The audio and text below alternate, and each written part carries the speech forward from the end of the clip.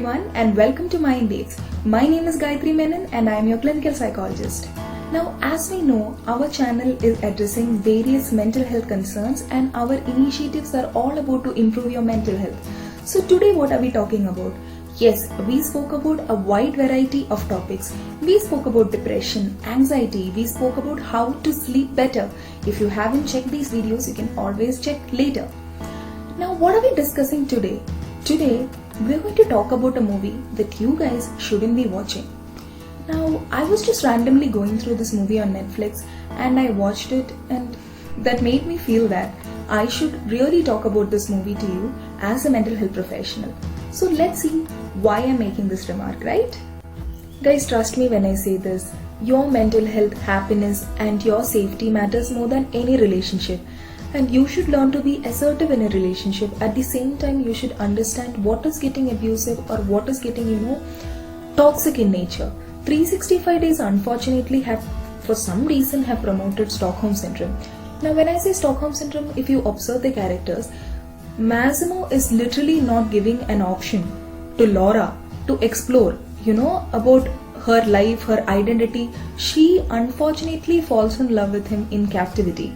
And that is precisely what we are speaking about, Stockholm Syndrome. That is unhealthy portrayal of a relationship in a popular platform, which is movies. Movies are supposedly, to give a healthy manifestation of relationships. If this is internalized, it is going to affect a lot of people in their perception of relationships and love in general. Now, if you're a person who actually liked this movie, is it really abnormal? I'm not saying that.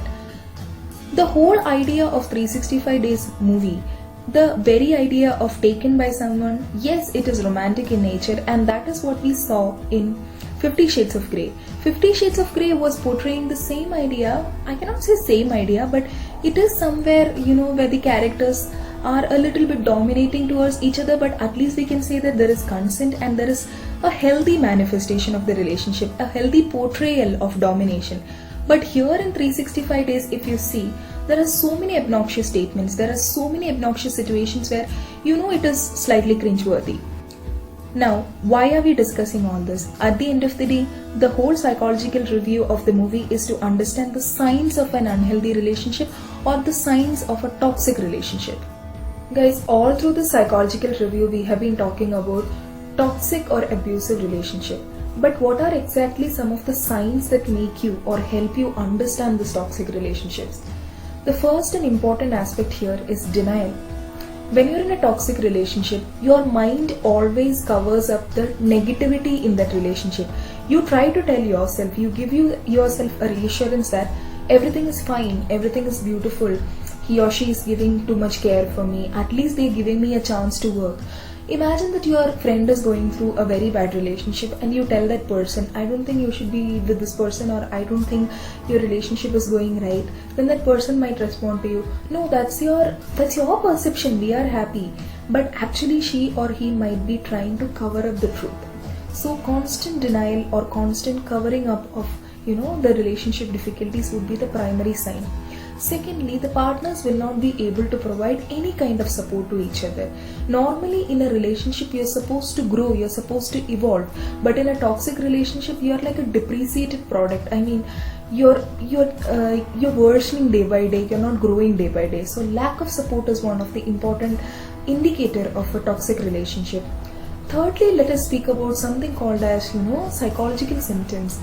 There will be a lot of depression and anxiety indicators that you'll be going through. Always you'll be in constant gloomy phases, you'll be in the blues, or you'll be always, in that panic anxiety mode. What do I mean by that? Either you'll be trying so hard to impress your partner, or you'll be, constantly worrying, you'll be going through this crying spells, nothing is work out, but how will I tell all this? So psychologically speaking, there is no healthy state of mind in a toxic relationship. Another indicator would be unhealthy communication pattern and retaliatory mode. Communication is when you speak and when you get listened. So basically, when I am expressing my opinion, the other person should be able to listen, and I should be able to listen to what the other person is communicating to me. In an unhealthy relationship, this communication doesn't happen.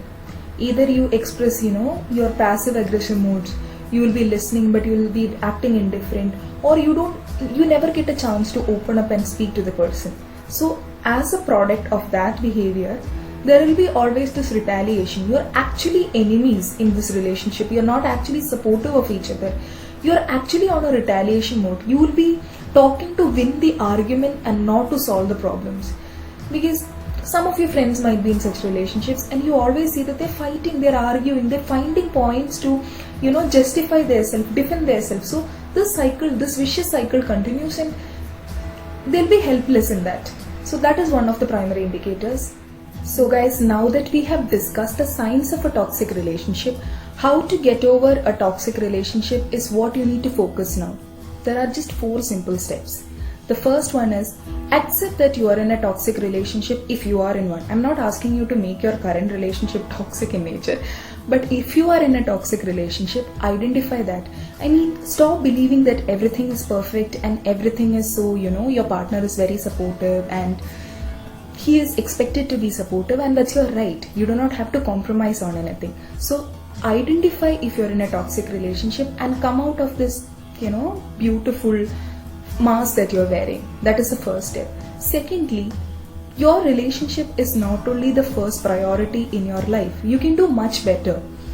If you are with a person and you feel that there are issues, you always tend to tell yourself that this is the best you can do, but actually, you might be able to do better. You can do better if you are suffering in a relationship. The third and the most important step is to detoxify the relationship. If there is a problem with respect to your relationship, of course you can do various things about it. You can socialize with your friends, you can find support groups, you can talk to a clinical psychologist. So that is the third step of detoxifying your relationship. And the fourth and the most important part, personal growth, self-growth. When in a toxic relationship, you forget everything else in the world that made you happy. That is precisely why people are falling clinically depressed or they are getting anxious in an unhealthy relationship. They forget the fact that there is an identity for them other than this partner or other than this person. Focus on things that make your personality develop. Read books, work on that painting, start singing, dancing, whatever you're good in, just do that and develop your personality, and not just, don't get obsessed with this one person.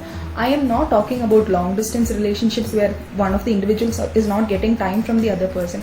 I am talking about relationships where you tend to see your partner, where you are together. So in that context, always spend time. Always spend time for yourself to identify your strengths. Where will you excel? If you're good in academics, do that. If you're good in singing, do that. So personal growth is something that you need to focus on. I hope you like the contents of this video. If you do, and if you want similar contents like this, please like, share and subscribe to our channel Mind Dates. If you have any queries, please drop a mail at minddates@gmail.com, or else you can always comment in our comment section and we'll be more than happy to reply to you.